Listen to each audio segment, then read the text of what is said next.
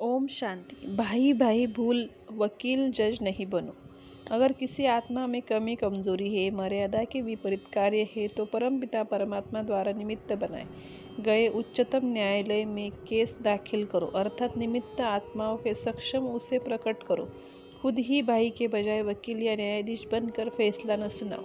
ज्ञान में ऐसी शक्ति है कि एक न्यायाधीश भी भाई जैसा व्यवहार करने लगता है, फिर हम भाई होकर भी न्यायाधीश बनने का स्वयं क्यों करें।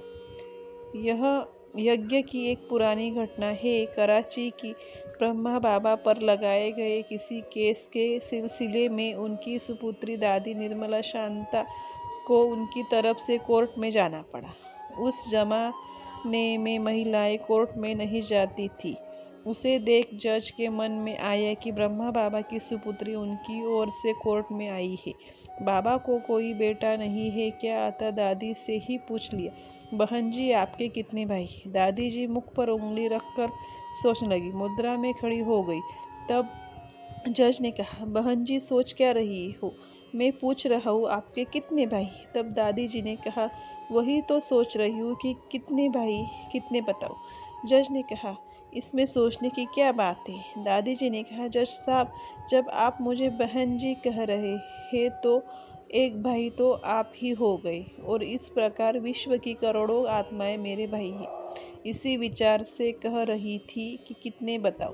दादी की भाई भाई की इस प्रैक्टिकल धारणा से जज इतना प्रभावित हुआ कि उसने केस खारिज कर दिया। इसी घटना का उल्लेख करने का उद्देश्य यही है कि जब सच्चा ज्ञान मिला तो जज भी यह सही मायने में भाई बन गए। तो फिर हम ज्ञानी आत्माएं भाई भाई का नाता भूल किसी के प्रति जज का या वकील क्यों बने? न्यायाधीश का पद तो भगवान का ही रहने दे, हम भाई ही ठीक है। दूसरी बात, यदि किसी का केस दाखिल करते हैं तो इस बात का भी ध्यान रखें कि अमानत में खयानत न होने पाए। जो कहे सच कहे, उसमें मिलावट और बनावट न हो, अपनी तरफ से जोड़ तोड़ की कोशिश न हो। जितना हो सके केस फायरिंग करने की शुभ भावना से इशारा दे दे। बात अपने मन में न रखे और न दूसरों के मन मनाभव होने में विघ्न रूप बने। ओम शांति। मेरे बाबा, प्यारे बाबा, मीठे बाबा, शिव बाबा।